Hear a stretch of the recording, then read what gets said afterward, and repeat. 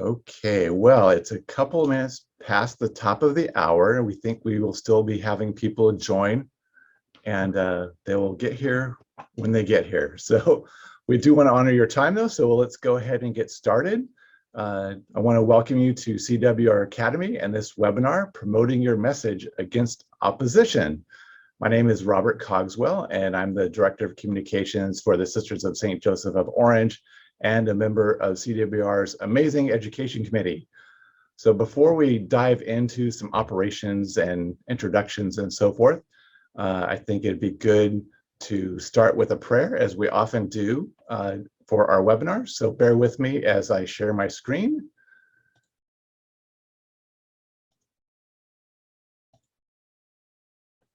So join me in prayer. God of abundance, thank you for all the gifts that you offer us. Among these, help us to use all of our senses as opportunities for connecting with one another, especially our ears to hear and the good judgment of our common sense. May these gifts serve as blessings for one another. May we celebrate and share these with gratitude and love for our dear neighbor and for you. Amen. So thank you very much. And let's continue. So as many of you are familiar with, this format is a little different. We're offering a webinar today. Recently, we've done a lot of flash conversation where you're seeing all the pictures of all the participants, and that's not the case today. Today, we're just viewing the speakers only on the screen, and then any PowerPoints and slides that they're sharing. So you're welcome to ask questions throughout the webinar. We'll keep an eye on the chat and the Q&A features for this.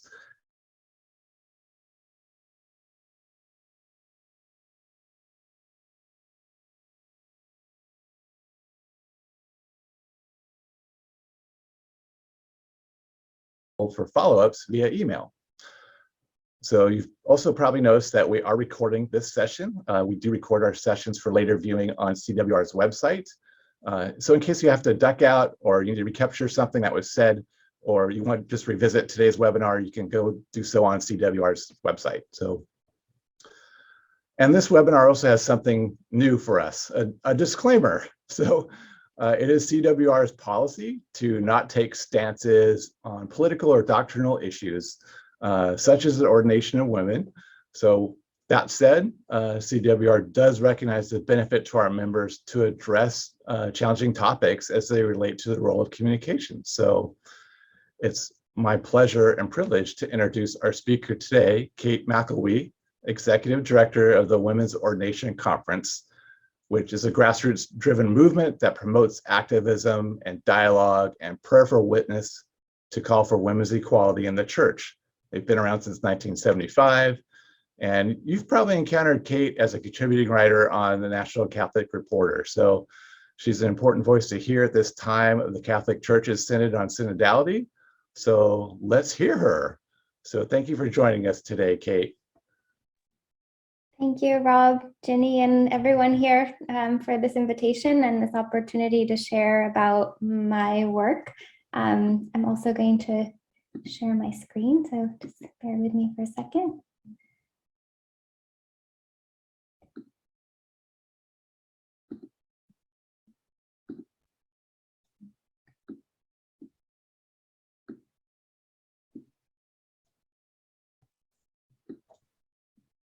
Okay, hopefully you can see that.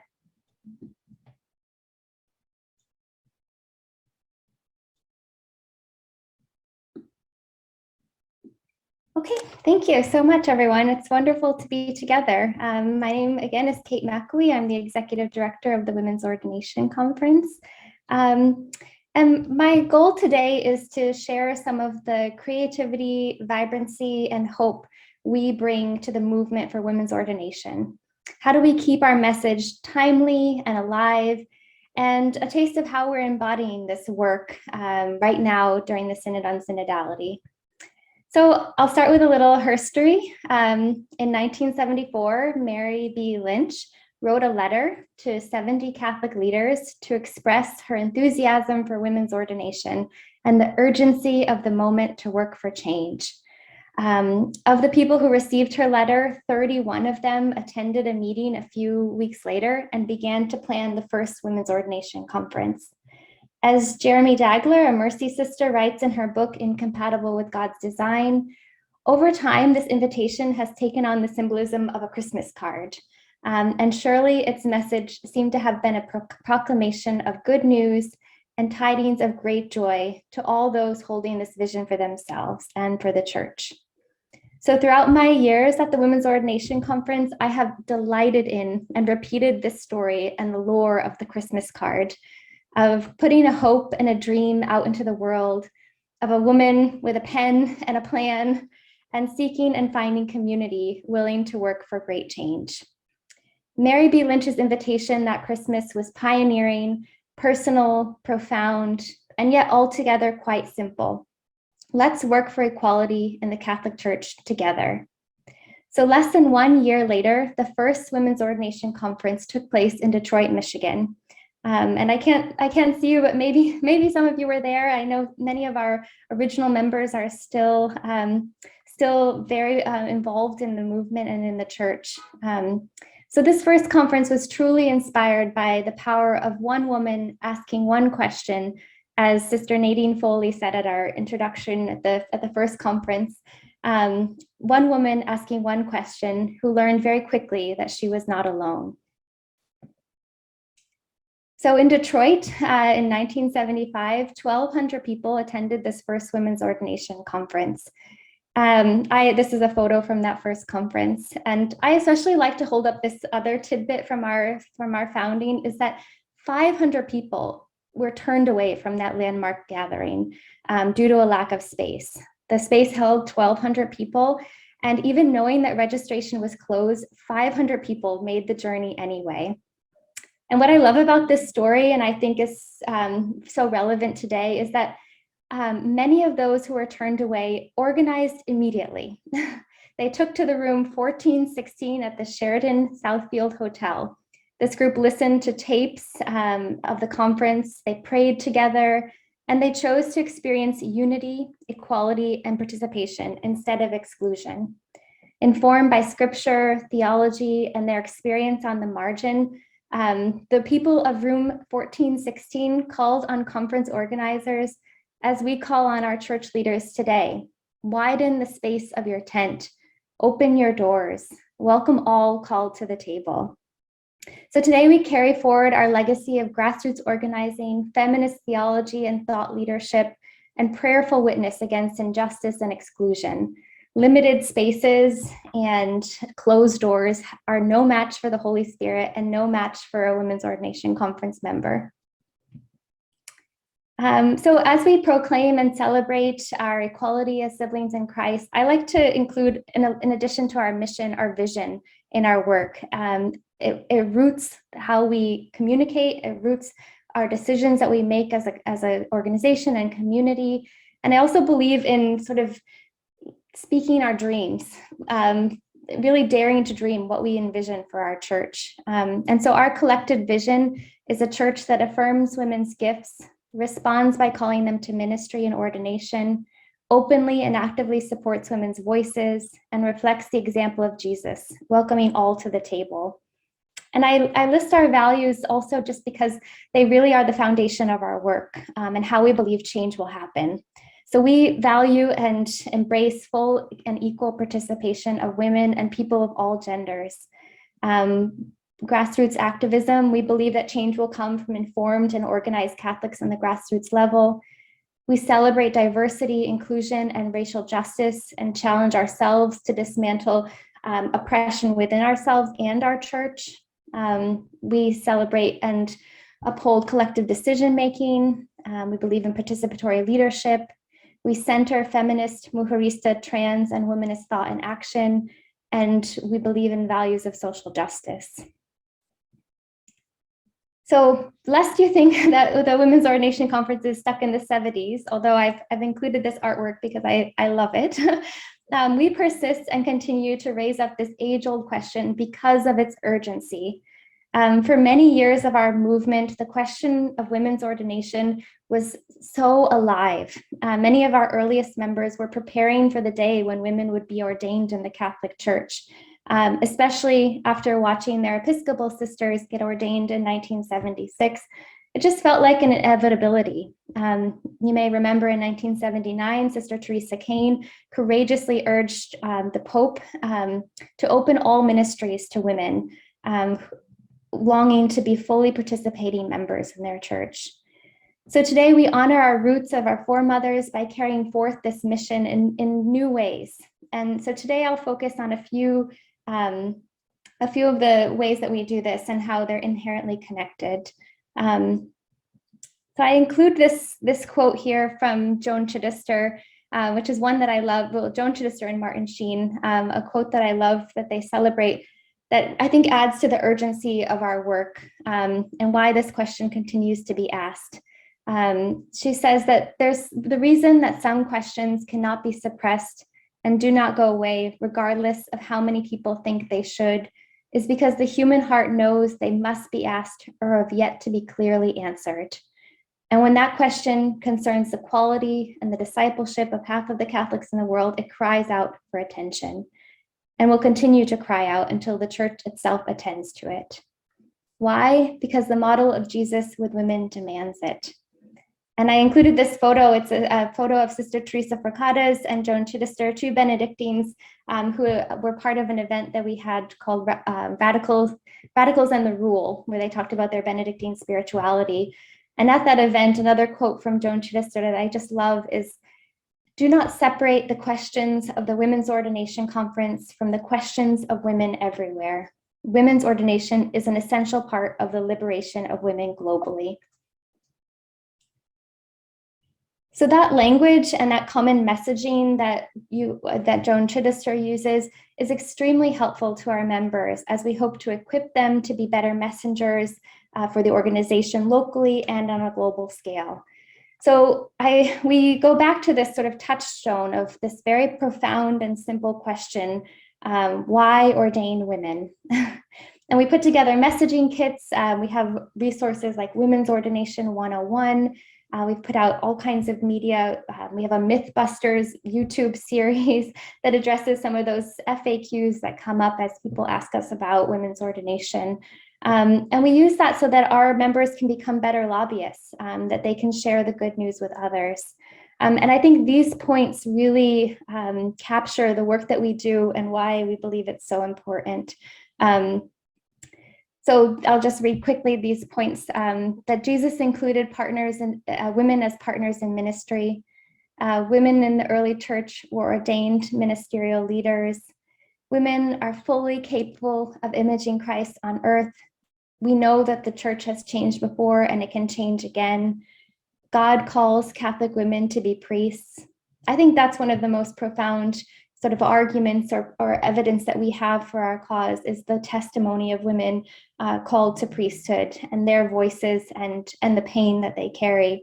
And of course, equality for women and girls changes the world.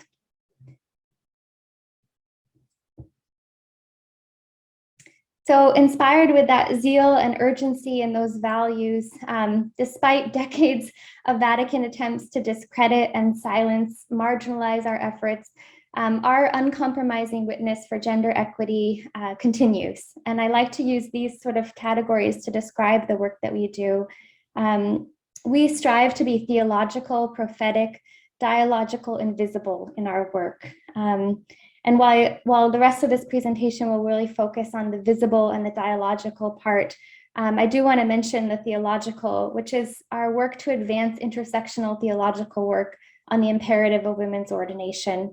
For many people, this question has gone stale. That it's sort of played out. It's over. And so what we try to do is really create dialogues. We put out publications and we empower emerging theological voices that can really think about this question in intersectional ways.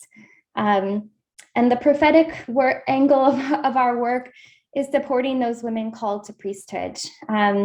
There are women who have taken steps in other organizations to ordination. While we don't ordain any women, we support those who do, and we believe that they model a renewed priesthood and meet the needs of the people of God. But our conversation will really focus on the dialogical and the visible parts of our work. The dialogical is just keeping the conversation alive. It's attempting to have more fruitful lobbying efforts, to have conversations with the hierarchy, and to continually raise up the issue of decision-making and leadership roles for women in the church. And the visible part, which I'll go into more depth, is what we call lovingly the ministry of irritation. This is really the heartbeat of our work, where we develop creative, engaging, and effective ways to witness for women's ordination. We train and support our local activists and make sure the message is heard from the grassroots and to the Vatican. So the ministry of irritation is the area that probably most people are familiar with in our work. It's this persistent witness for women's ordination. And it involves knocking on closed doors and being that grain of salt, grain of sand in the oyster, working towards a pearl within. We call this the ministry of irritation because it's the creative and the beautiful and the compelling witnesses at strategic moments to raise up the injustice and sexism in the church.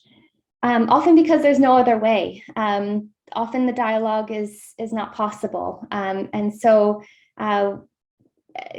for many of our members, they're tired of empty words, of endless talking, and they are compelled to do something. So this is a ministry that's very fun. And so I've included some of my favorite photos of demonstrations and vigils that we've held. So demonstrations not only add visibility to our work, but create space for dialogue on the margins, consciousness raising, and a sense of solidarity among those who might be isolated within their parish or their community for their stance on women's ordination. Our work here is to really bring the power of activism and sacrament together. So you can see some of our photos here. The one on the far left is from 1978, and some of them are as most recent as a couple years ago. You can see we create all kinds of opportunities to raise up our issue. Often it happens at the Vatican, but in any kind of high-profile meeting, we're usually there. So for many, there's great risk in taking these actions, and it may not be for everyone. It may not be the role for you in the movement, but I will say that it's my favorite ministry. It's a lot of fun, and it can make a huge impact. It can change conversations, it can make headlines, and it really shifts the tide. So this photo here is me being grabbed outside of St. Peter's Square for organizing a witness in front of the Synod Hall. So there is, we have many stories around the actions outside of St. Peter's, particularly and different arrests and detainments, but they all sort of add to the movement and our credibility. And at the root of these witnesses, and something that I've really tried to instill in the work that we do, it's not just to hold up a sign and get arrested. At the root of these witnesses is a call for dialogue. We are calling for women to sit at the table as equals. It's time for our church to open the door to dialogue and listen to the ways that God is calling women to serve the church. And until women are able to share their truths as equally capable of imaging God in the world and at the altar, we believe that true transformation of our institution, one that's closer to the message of the gospel, is simply not possible. So although it's so beautiful and prophetic, I will say that we can't solely rely on these fireworks. If you study any kind of movement or social change, we need this persistent glow of a candle, of a light, of a hope that we carry forth, a torch that we pass to one another, lighting the path as we go. So when we do these witnesses and we arrive there, we do so because we've done a lot of work as a community. And so I just want to highlight sort of quickly some of our programs that help guide and root our work. And I think that make us walk especially impactful. I'm very proud of these points here. So I'll just mention quickly that we have a growing young feminist network. This was a program that was launched in the early 2000s, and we've relaunched it because of the need that we've found amongst our members. We have more than 400 young feminists who are part of our organization. That's under 40. We also have a strong local leaders network, which is a community leadership model where people share resources, connect with local members. And in the case of sort of a needed local action, there are the people we call on. We have a new branch of our organization, which is dedicated to Latinx outreach, where we provide most of our resources in Spanish. Until very recently, I lived in Rome. And so it helped us really develop our international presence, our networks there, and to be able to more effectively organize around Vatican meetings and respond more timely to media requests. Part of what I love about the Ministry of Irritation is really being effective. And so living in Rome and sort of getting the sense of the rhythms and why, where to stand, why it would be important, what meetings are happening, really enhance the work that we do. I also think that we really succeed and excel at our social media and new media. We're on Instagram, TikTok, Twitter, and Facebook. We have whole series on YouTube, which are both educational and fun, and just kind of keeping that presence of mind about our organization. We're also an NGO in consultative status at the United Nations, where we focus a lot of our energy around the Commission on the Status of Women meetings, where we know that the Holy See is sort of hyperactive in meetings around women and gender. And we believe that they could be much more effective if they really embrace women as equals. We, again, with our values rooting all of our work, we strive to be intersectional. Our work must be intersectional to be effective, inclusive, relevant, and truly transformative. We hold that we cannot replicate systems of oppression. And this really goes back to like the earliest of our first meetings in 1975, as we work towards ordination and renewed priesthood. Like how do we not replicate those systems of oppression? And a big part of our work is rooted in prayer. I mean, in addition to our advocacy, we empower feminist ministers. We offer inclusive and feminist prayer and liturgical resources. We have an inclusive Catholic lectionary, which is free to download. And we have publications such as our recent book, Liberating Liturgies 2.0. So this visibility that's created through our work has a huge impact on the sustainability of our efforts. So through skillful media work, we make headlines and change conversations at the highest levels. Over recent years, we've just seen a huge increase in the questions of women's roles in the church. You've probably noticed this as well. It comes to the fore again and again. And so I've just clipped a few headlines from really the past year or so of our work making big headlines and just being part of the Catholic consciousness and the global consciousness for women around the world. And again, I would say that this was something we learned very early in our work. I would say I've read all of the early conference documents, and in 1978 at our second conference, it was very clear that the bishops were not to be relied upon to convey our message, that the media would be a very effective way and tool to advance our cause. So at this point, I know I may predict what you're thinking, like this all sounds great, but isn't this supposed to be about promoting your message in the face of opposition? What about the Vatican, the canon laws against you, the culture of fear, and the sins of misogyny that plague our church? Sure. JP2 issued his papal no in 1992 to women called to priesthood. In releasing the apostolic letter Ordinatio Sacerdotales, he attempted to not only close the door on women becoming priests, but to silence any discussion about the matter. So today we know that this papal no has failed. It fails because a church that rejects the gifts of half of the body of Christ is unsustainable, against the gospel message, and out of touch with the needs of the people of God. Yet, while the papal no has failed the church, it has succeeded in creating a culture of fear and punishment, has led good Catholics to look the other way or accept that this is just a third rail issue or an issue that can't be changed. It is still an extreme taboo for some, or the reason that many people walk away altogether.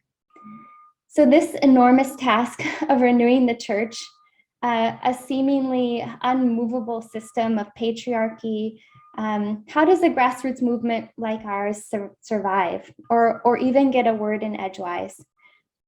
So I really hope to convey a hopeful message here, but I'm not naive. I know, and I'm sure that you know, the ways that dialogue has broken down between bishops and women over the years, usurped by patriarchal machinery and the voices of women rendered unimportant in the future of the church. Or worse, nothing. Nothing's happened. How many of us have written letters to bishops that were left unanswered? So I believe that we must be fearless in confronting the hierarchy about their deeply entrenched misogyny and clericalism. We must share the depths and the truth of our vocations and the pain we carry and those wounds of marginalization. And at the same time, we hold that tension that dialogue and stories can change hearts and minds. So I think the takeaways in my 12 years of doing this work, I found the best strategies for communicating our message really go back to our values. The short of it is it takes creativity, conviction, and courage. But I would say the advice that I've learned and I try to share with our Young Feminist Network particularly is to claim and celebrate our Catholic faith. We are trained and educated and well-formed ministers and leaders. We have to own that. We tell and amplify the stories of women and saints who have come before us. I love our history and our founders and follow their thought leadership. But we all know too well the women's witnesses and ministries and leadership that are erased from our canonical readings, our scriptures, and our history.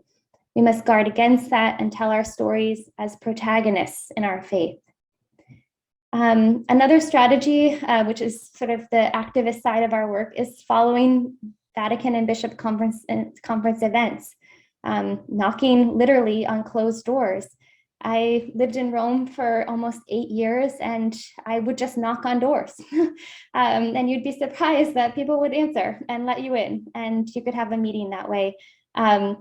So I sort of that element of just showing up when people expect you to not consider this, and it can be nerve-wracking at first, but that's again standing in my conviction and just knocking on the doors. I've delivered flowers to bishops to try to get a meeting, because as you know, women's ordination advocate is a lonely job in Rome. But if you show up with flowers, sometimes they'll let you in.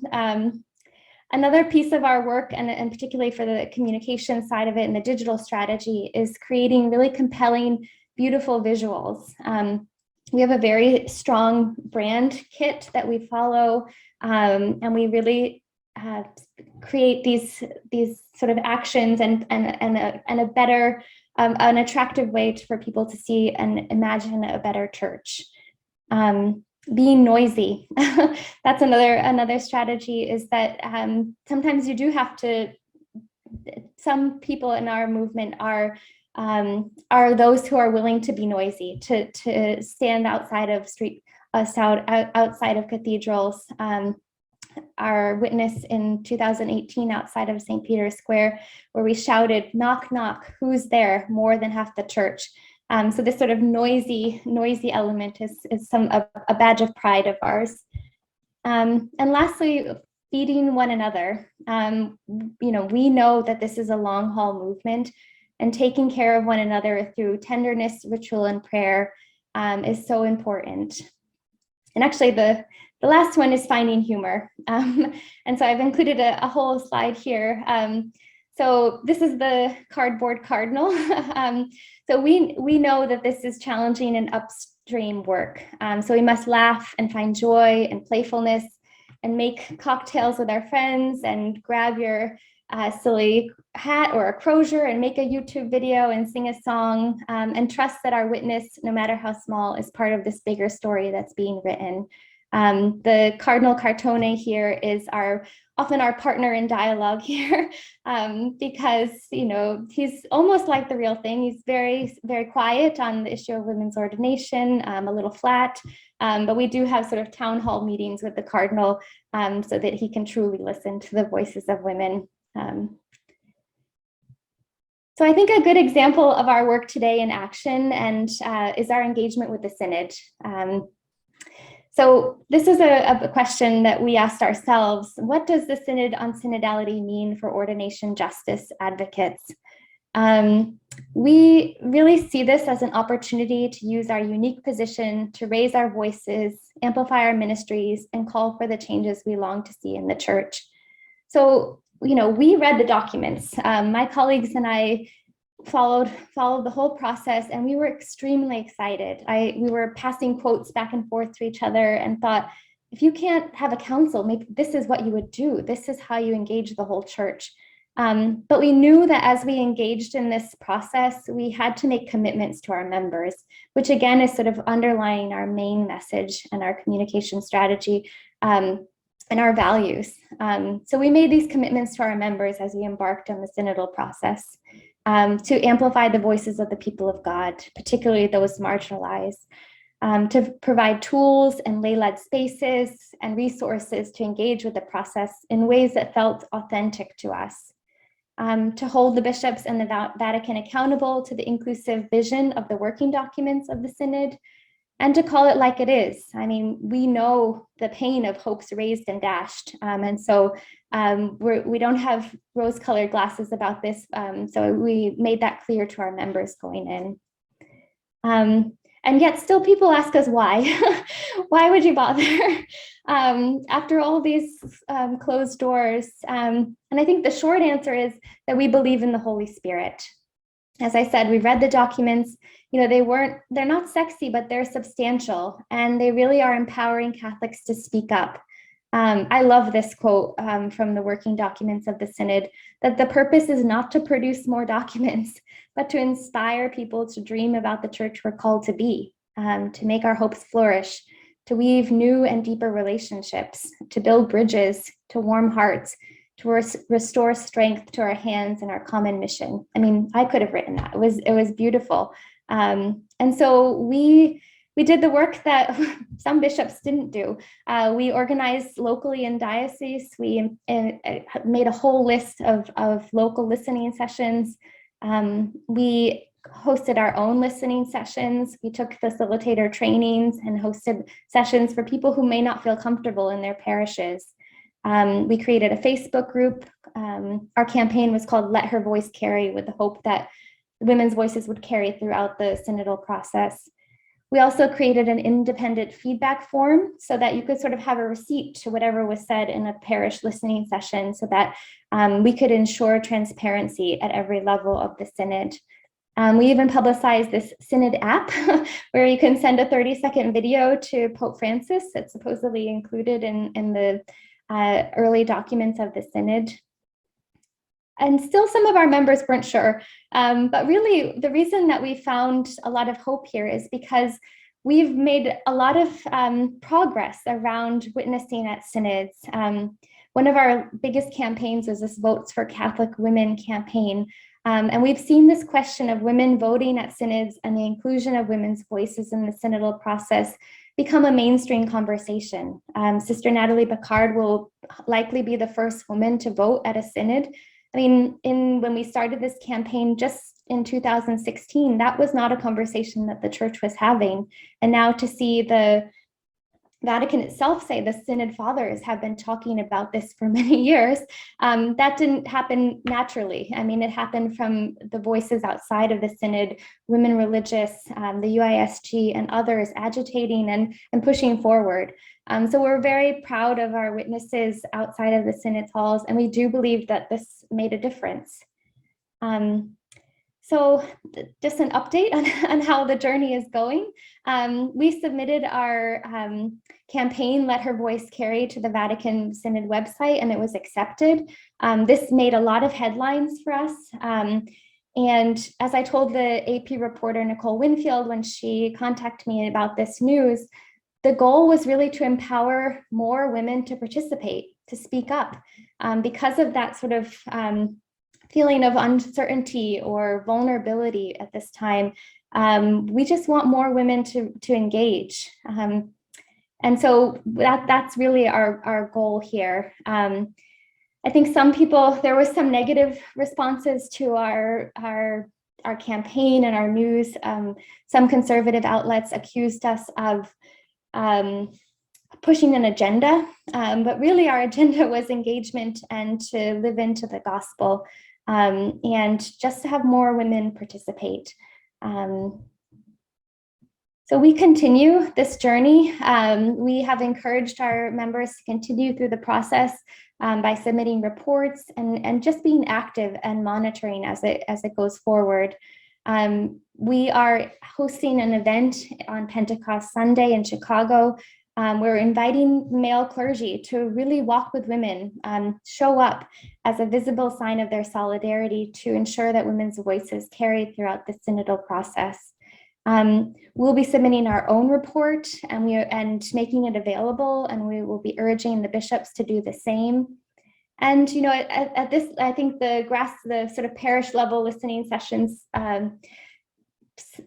timeline is coming to a close soon, but that doesn't mean that the synod is over for Catholics in the parishes. And so we're encouraging people to continue at every level and to insist that there will be no synod about us without us.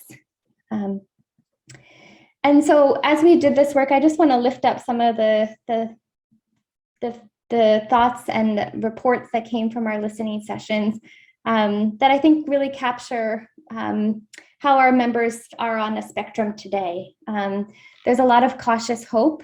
There's a lot of vulnerability and grief. There's concern that people won't engage. There's a longing to be heard without filters. I really love this sentiment of trying to love again after heartbreak. And so walking with those who have a broken heart about the church and their place in it.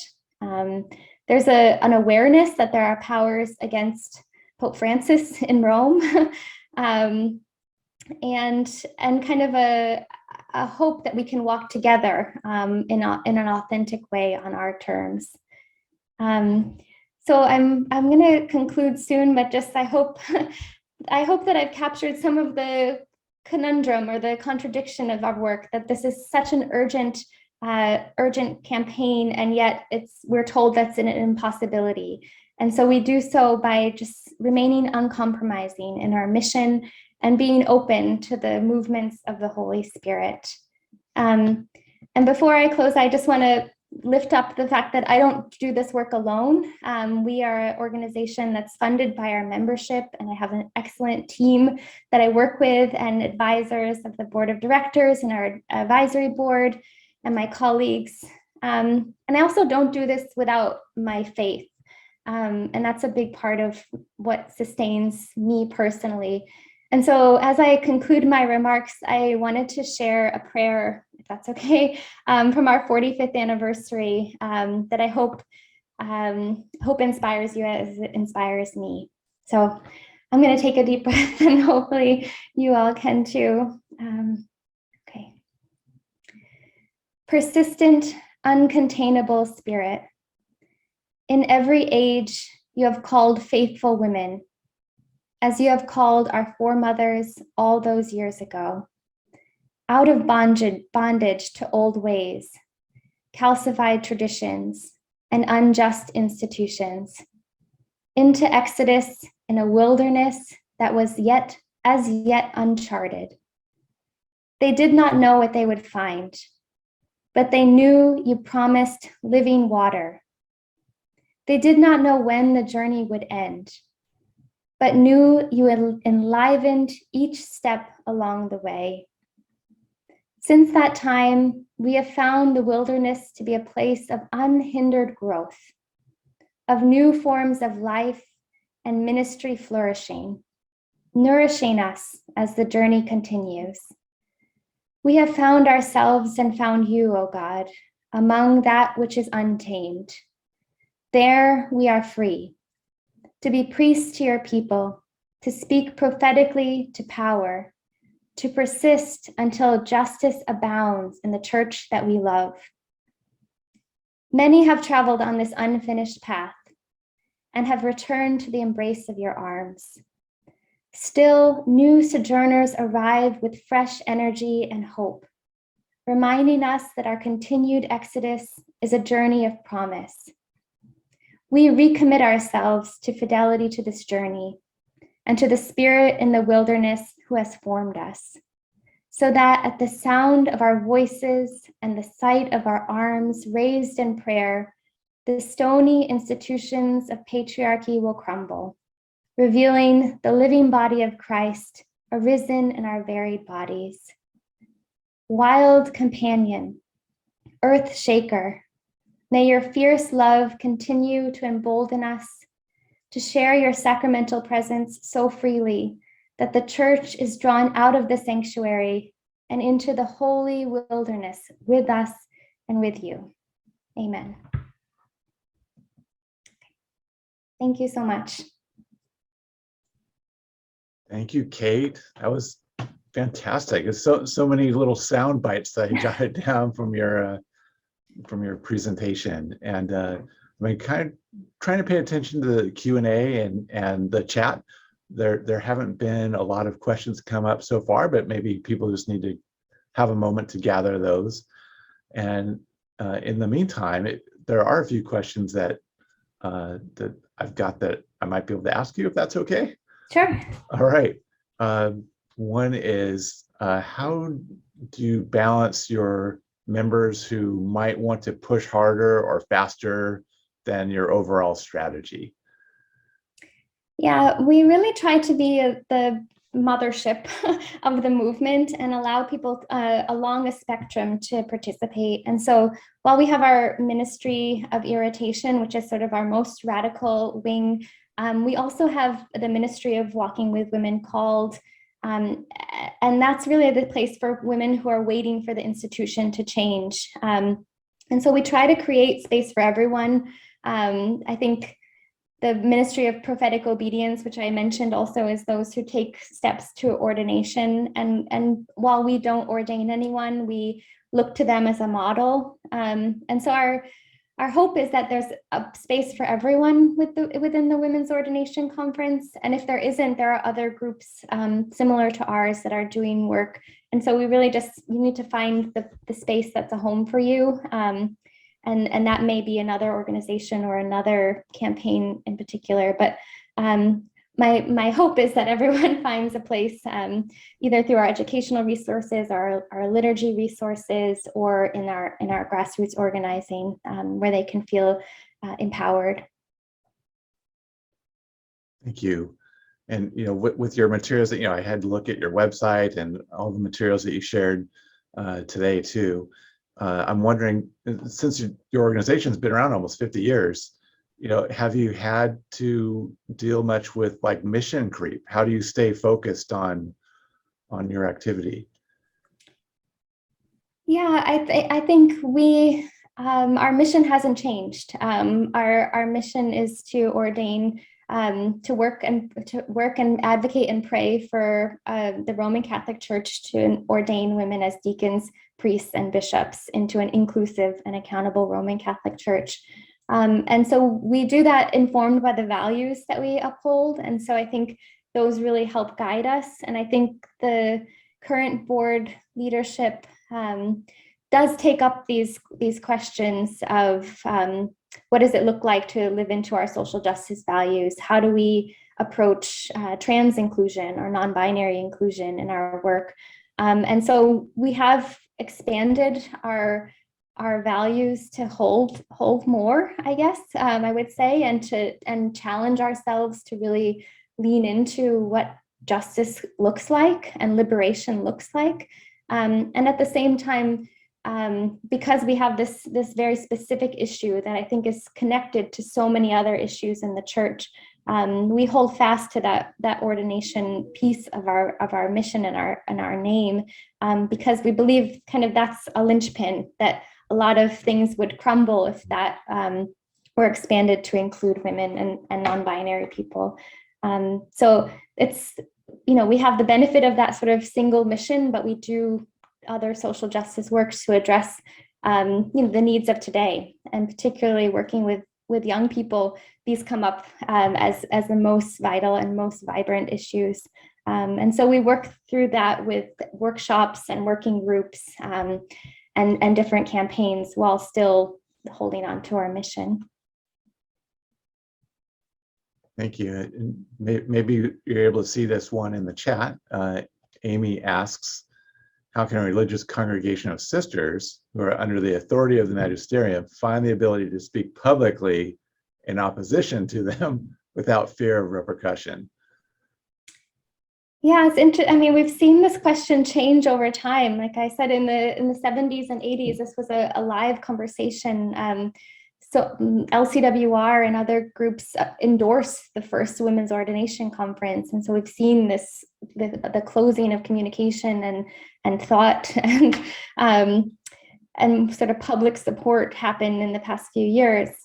We've found that, and there are examples to look at, like Joan Chittister, for example, had the support of her community to attend the first women's ordination worldwide conference in 2001. I think a big thing is solidarity. That's if a community can come together or to have collective discernment around the issue and speak as a collective. I think that is very powerful. And then I think you can push the issue in creative ways. I just in this past year, I've accepted more invitations to more official Catholic spaces than I have ever before. And so I do think that the Catholic landscape is changing a bit more. And I do credit Pope Francis for empowering that conversation to be more courageous. And he really encourages dialogue. And so I think the Synod is an opportunity to lean into that. And we look to the Vatican putting the women's ordination resources on their Synod website as a signal that this is on the table. This is part of the conversation. And so what helps us is sort of look at what Pope Francis says about encounter and dialogue and authenticity, and then to use the Synod as an opportunity to be open to any topic. And if the Vatican is willing to walk our organization on their website, then it could be up for discussion. Although it's, and I also point to the active commission studying women deacons at the moment at the Vatican. So while some people have, we've been told that women's ordination is not a topic for discussion, right now at the Vatican, they are discussing ordaining women as deacons. And so I think that's a skillful way to say that this is a live topic for Catholics right now. So I would encourage you to be courageous, seek solidarity with others, and get creative. Have you noticed, thank you, Amy, have you noticed in our polarized communication that we've had politically, especially the last few years, has that translated to your topic as well? Do you see a lot of anger or big emotions around what you believe in so deeply? And how do you work around that or counter it? Or we're no strangers to hate mail, I would say, or opposition. And I find that it's not useful, particularly on social media, to engage. And so within our media guidelines and communication strategy, we don't debate people on Twitter. It's just not worth our time. I do think that the polarization in the United States, particularly, has in some ways drawn more people out of silence and saying we're not that extreme. And so they are suddenly feeling more emboldened to talk about other church reform issues that might include women's ordination. So in some senses, it's, brought people out of the shadows a little bit to our work, which I think is encouraging, although the cause is traumatic and devastating for our church. And yeah, our policy is generally to not, we're not trying to debate anyone. Our resource that I mentioned, the Women's Ordination 101 resource, is to encourage dialogue. And I think Pope Francis had a homily in 2014 about the conditions for dialogue. And one of those is, meekness, humbleness, and being willing to see Christ in the other. And so if those conditions are not present, then, it's really not worth our time. And so we do strive to create those opportunities, but they don't always exist, particularly on Twitter. That sure. I have a citation somewhere. I think it is. Another way operating within more to anything else. As possible, and so in the AP, the BBC office is like a natural place for our work. But and I will say a lot of other Catholic media won't approach the subject in the same way, and so it's more likely that secular media would cover what we're doing, and then I would add in NCR as well. But it's less likely that the issue of women's ordination from the perspective of an advocate is covered in some other Catholic media. Thank you. I wanted to comment, I mentioned earlier that I really liked some of the sound bites during your presentation. I love the pearl image representing the ministry of irritation. That's fantastic. I did want to ask you about the photo of the man grabbing your arm. What happened? I mean, yeah. So I'd love to know the story behind that, but also really more of a professional question here is, do you look at images like that as an asset for advancing your cause, or? Yeah, that action really was a stark reminder of what Catholic women can be up against in the institution. So we had organized an action outside of the 2018 Synod in Rome. Because I was living there, I knew the bishops would be coming back from lunch and we would be at the right spot at the right time. And so we called ourselves the Back Row Choir, and we shouted out the names of bishops that we knew were in the Synod halls with the chant, "Let women vote," and then this "knock, knock, who's there?" more than half the church chant. And so I had prepped the group that we were with, thinking we're going to be taken away right away. Like this is, but we were skillful. We didn't have any signage. We didn't have any banners. We just brought our bodies and our voices, which is extremely powerful and cannot be taken away.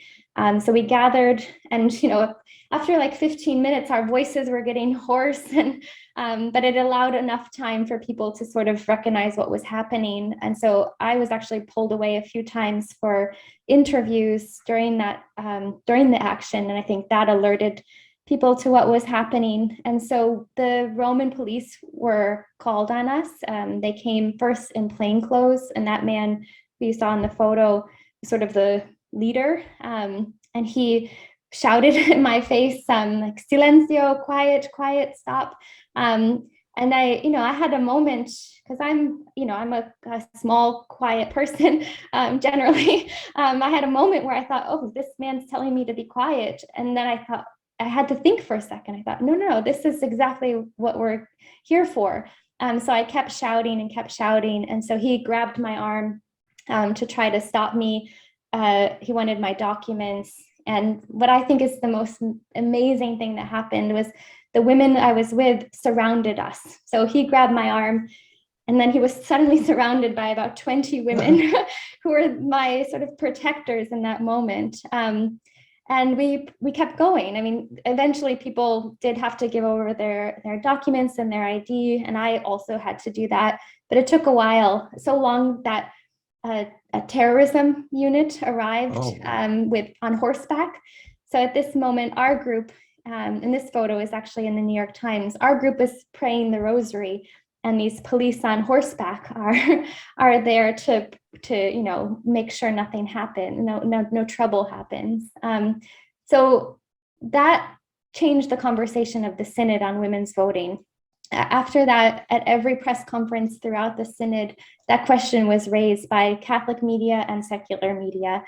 And actually, in one of the initial drafts of the final synod document, a line that said we should consider this was included. It was taken out of the final document, but then a couple years later, of course, Sister Natalie Picard was granted the right to vote. So that image was particularly powerful, and we sort of got cast as these suffragettes of the Catholic Church.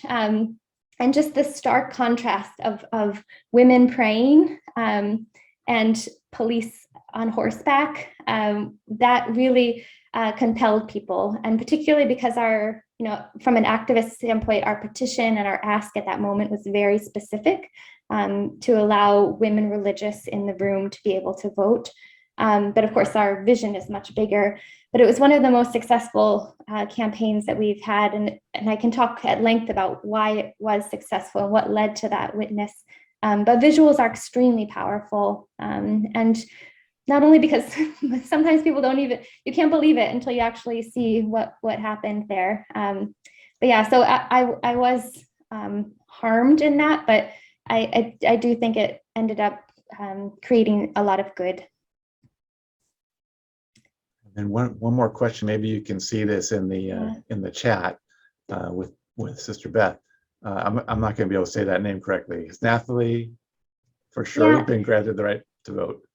So I thought it was also an open question, but I've heard Sister Natalie recently say that she will vote. I'm more skeptical. I'll wait till the actual document comes out with the participants listed on the synod of who will be able to be part of the synod. But she has said in some recent interviews that she expects to be able to vote. So I agree. I'm not sure that it's settled, but I have heard from others that feel like it is a settled question, but I'm not sure entirely. Well, Kate, thank you so much. We see how fast these hours go, and we even had a long Q&A session too, and you were fantastic. Thank you so much. Oh, thank you. And as we indicated earlier, if there's other questions that haven't been addressed yet, you can reach out to Kate and she'll follow up with you. We'll have some other follow-up after the webinar, such as a survey. If you've been watching the chat, Brian's been putting tons of links in there. He even got that New York Times link in there already. So thank you so much. The recording will be available on the CWR website a little bit later. And we wanted to also let our members know that we've got some upcoming sessions in June. One is our new member mixer, which we just put a slide up about that for our many new members. And later in June, we have a tech toolbox on June 22nd. And June 29th, we have a session geared for development on monthly giving with Dylan Browning. And then in July, we'll have another collaboration with UISG that focuses on social media. So thank you again. Look to sign up for the annual conference and get centered in Cincinnati in September. It's a lot of alliteration there.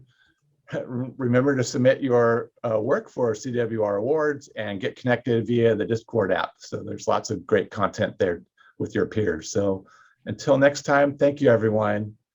We'll see you in June.